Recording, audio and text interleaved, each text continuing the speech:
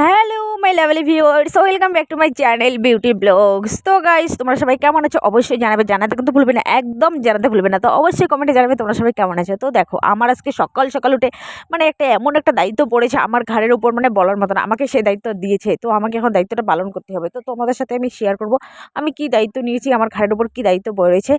তো দেখো, মানে অনেক জামা কাপড়, এত জামা কাপড় মানে বলার মতো না, এত জামা কাপড় হয়েছে। তো সেগুলোকে আমাকে গোছগাছ করতে হবে, ঠিক আছে। আর এখানে না মানে গডরেজটার ভিতরে মানে এক ফোঁটা জায়গা নেই যে আমি সেগুলো মানে আমারগুলো যে রাখবো। তো তার জন্য আমি কি বুদ্ধি করলাম যে ঠিক আছে, তো আমারগুলো আমি সবগুলো বের করে নিলাম, ঠিক আছে, যা যা এখানে ছিল।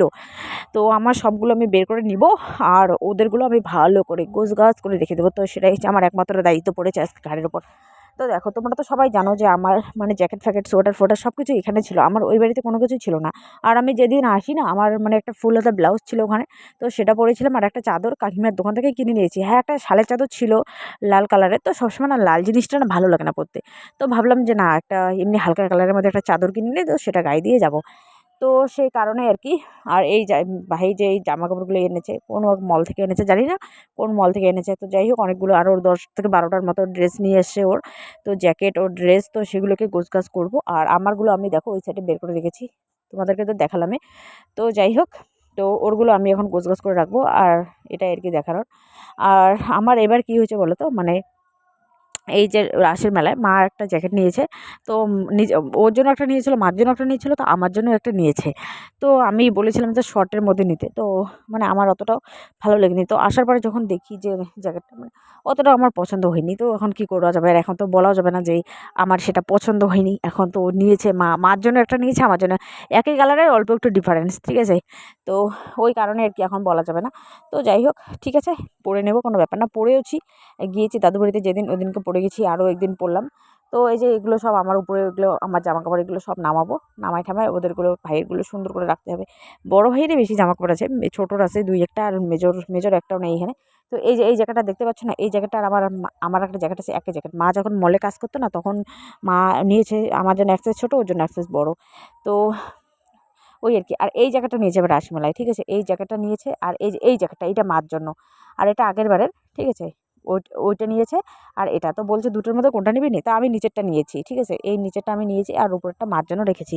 তো আমি নিচেরটা ব্যবহার করেছি। আর এইদিকে আমার কালো কালারের একটা সোয়েটারও আছে এখানে নিচে, এই যে কালো কালারের যে সোয়েটার দেখা যাচ্ছে, এটা আমার একটা সোয়েটারও আছে এখানে। তো এই আর কি, মানে আমি সব কিছু আমি বাড়ি যাবো যেহেতু কিছুদিন পরে, তো ভাবলাম যে না, আমার সবগুলো আমি ট্রাঙ্কের ভিতরে রেখে দিই বের করে। আর ওদেরগুলো আমি সুন্দর করে গোছগাছ করে গডরেজটা গুছিয়ে দিয়েছি, কারণ মা তো টাইম পায় না অত গোছগাছ করার। তো সে কারণে আমি আর কি গোছগাছ করে দিব। আর এইদিকে আমার গোছগাছ করাও শেষ, দেখতেই পাচ্ছ। এই যে মানে সুন্দর করে, খুব সুন্দর করে গোছগাছ করেছি। গোছগাছটা আমার কেমন হয়েছে অবশ্যই কিন্তু জানাবে, জানাতে ভুলবে না, ঠিক আছে। দেখো কত সুন্দর, ওরগুলো আমি সব উপরে রেখেছি। তারপরে এইদিকে জ্যাকেট, এই সাইডে প্যান্ট, ঠিক আছে। আর নিচে যে মার এগুলো সোয়েটার, জ্যাকেট, আর এদিকে কাপড়, আরও কাপড় আছে ট্রাঙ্কের ভিতরে, সেগুলো বের করবো, বের করে নিচেরটাতে রাখবো। নিচেরটা এখনও ফাঁকা করলাম যেহেতু, তো নিচেরটাতে রাখবো ট্রাঙ্কের ভিতর থেকে বের করে। এতদিন মানে জায়গা ছিল না, আমারগুলো ছিল জন্য জায়গা ছিল না, সেই কারণে মায়ের কাপড় চোপড় সব ট্রাঙ্কের ভিতরে রেখে দিয়েছিলাম। তো এখন আমারগুলো যেহেতু বের করলাম, সে কারণে আর কি এখন জায়গাটা খালি হয়ে গেলো। তো সে কারণে এখন ট্রাঙ্কের কাপড় সব ওখানে রেখে দেবো। আর আমার এই চাদরটা আমি আসাতে নিয়ে এসেছিলাম। আর দেখো এই বড়ইগুলো দেখালাম, হ্যাঁ, এগুলো কি হয়েছে বলো তো, আমাদের যে মানে রেল লাইনের উপরে একটা গাছ আছে, বড়ই গাছ, তো সেখানে না মানে বড়ইগুলো এখনও পাকেনি। তো মানে এত সুন্দর সুন্দর মানে রং চড়তেছে এখন। তো কিছুদিন পরে পেকে যাবে, তো কবে কে বড়ই পেরে নিয়ে যাবে তো বলা যায় না। সে কারণে আমি মানে যেগুলো যেগুলো পাকা পাকা টাইপের, ওগুলো আমি হাত দিয়ে ছিঁড়ে ছিঁড়ে ছিঁড়ে ছিঁড়ে নিয়ে এসেছি। আর এদিকে চালতা মাখা হবে আজকে, দিদা হচ্ছে, দিদা আছে আমাদের বাড়িতে। তো চালতা হচ্ছে মাখা করছে, ঠিক আছে। মা চালতা নিয়ে এসছে কোথা থেকে জানো, 4টা। তো হচ্ছে সুন্দর করে মাখা আজকে খাবো। তো যাই হোক, তারপরে সেসব করে ঠরে তো দুপুরের দিকে চলে এসলাম ভাত খেতে। এটা দুপুরবেলা যেহেতু বাড়িতে আত্মীয় এসছে, তো মাসি এসে, 2 দিদা আছে, আমরা আসি, আমি এসি, তো সে কারণে মাংস নিয়ে এসে আজকে দুপুরবেলা। আর মাসি চলে যাবে। তো মাসির কাছকে যেতে দেওয়া যাবে না, কারণ হচ্ছে একটা ঘটনা ঘটেছে। তো পাটার মাংস নিয়ে এসে, পাটার মাংস ঝোল করেছে, পাটার যে নাড় নিয়ে এসে নাড়টাকে ভাজা করা হয়েছে পেঁয়াজ টেস্ট কাঁচা লঙ্কা মশলা টশলা দিয়ে। আর হচ্ছে লাউয়ের ডোকা চচ্চড়ি করা হয়েছে, ঠিক আছে। আর আমি ঘিলু খেতে পছন্দ করি। আর মাকে বলেছিলাম যে একটু ঘিলুটা একটু বাটার ঝোলের মধ্যে দিতে, তো মা ভুলে গেছে ঘিলু দিতে। তো আমি কি করেছি, একটু নাড়ের সাথে একটু ভাজাভাজি করে নিয়েছি, নিয়ে মানে ওটাকে খাবো, মানে খাচ্ছি আর কি। আর আমার খুব ঘিলু খেতে খুব ভালো লাগে, ঘিলুর বড়া। সাধারণত ঘিলু আনলে বড়া খাই, তো আজকে আর বড়া করলাম না, মানে করা হয়নি। তো আমিও বলিনি যে বাদ দাও, আমি ঝোলের মধ্যে খাবো এখন। তো ঝোলের মধ্যে দেয়নি, সেভাবে খাচ্ছি, নাড়ের সাথে ভাজা করে নিয়েছি।